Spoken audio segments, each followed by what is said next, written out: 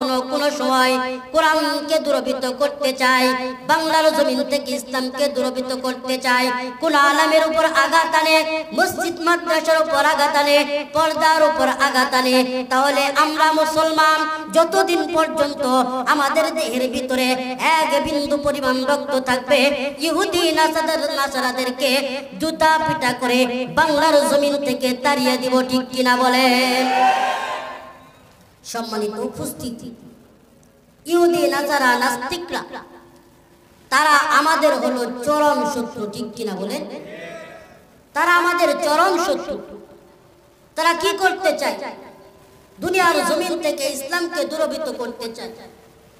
এই যে দাদা বাবুরা মুসলমানের উপর কিভাবে অত্যাচার করতেছে, তারা বলে মসজিদের নিচে নাকি মন্দির রয়েছে, বলে কিনা বলেন?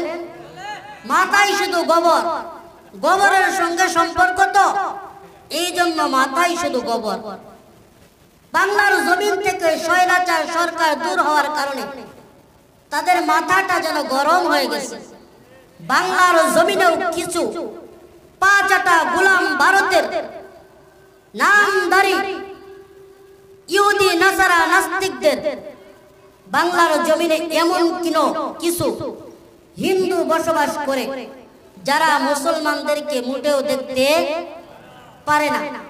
আজকের ঘটনায় বলি, এই গড্ডার মোড়ে আসছি, গাড়িতে উঠবো তো এই হেল্পার বলতেছে তোমাদেরকে নেওয়া হবে না।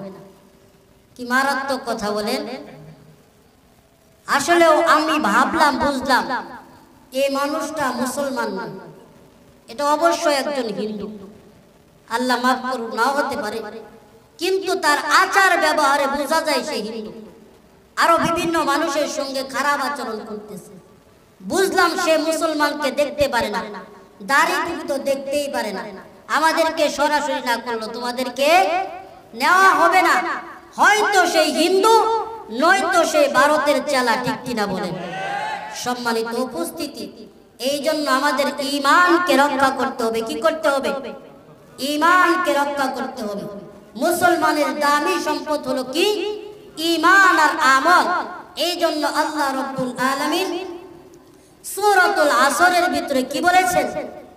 ঈমান আমল হক কথা, হকের উপর চলা, সবর এবং ধৈর্য ধারণ করার কথা বলেছেন। সম্মানিত উপস্থিতি, শুধু ছেলেরাই যে দ্বীনের জন্য অগ্রগামী এমন নয়, মা বোনরাও দ্বীনের জন্য অগ্রগামী ছিলেন।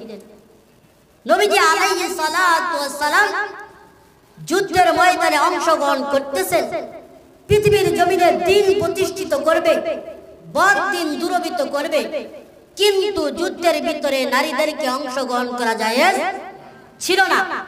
এই জন্য নবীজি আলাইহিস সালাতু ওয়াস সালামের কাছে একজন নারী এসে বলতেছেন, পয়গম্বর, আমরা তো যুদ্ধের ময়দানে অংশগ্রহণ করতে পারবো না, সুতরাং পয়গম্বর আমার কুলের এই সন্তানটাকে নিয়ে যান। পয়গম্বর আলাইহিস সালাতু ওয়াস সালাম ডাক দিয়ে নারীকে বলতেছেন, ও নারী, তোমার এই ছোট্ট সন্তানটাকে নিয়ে আমি কি করব? পয়গম্বর আলাইহিস সালাতু ওয়াস সালাম এই কথা বলার পর নারী উত্তর দিতেছে, ও পয়গম্বর,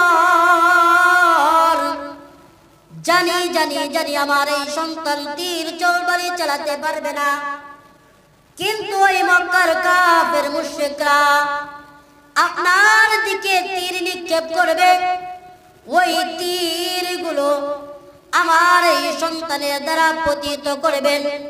যেদিক থেকে তীর নিক্ষেপ করবে, তীর আসতে থাকবে, আমার সন্তানটাকে সেদিকে গিয়ে ধরবেন। সম্মানিত উপস্থিতি, মা বোনদের ভিতরেও কি ছিল? দ্বীনের মায়া ছিল, মহব্বত ছিল। হযরতে খাদিজাতুল কুবরা রাদিয়াল্লাহু তাআলা আনহা, তিনি সর্বপ্রথম ইসলাম ধর্ম গ্রহণ করেছে। সমস্ত অর্থ সম্পদগুলো তিনি আল্লাহর রাস্তায় দান করে দিয়েছেন। শুধু তাই নয়, নবীজি আলাইহিস সালাতু ওয়াস সালাম গারে হিরার ভিতরে বসে জিকির আজকার করতেন, কোরআন তেলাওয়াত করতেন। আম্মা জান খাদিজাতুল কুবরা রাদিয়াল্লাহু তাআলা না নবীজি আলাইহিস সালাতু ওয়াস সালামের জন্য খাবার তৈরি করে তিনি সেই গারে সুরের ভিতরে নিয়ে যেতেন, গারে হীরার ভিতরে নিয়ে যেতেন। তাহলে মা বোনরা দ্বীনের জন্য উপকার করেছে কিনা বলেন? সম্মানিত উপস্থিতি,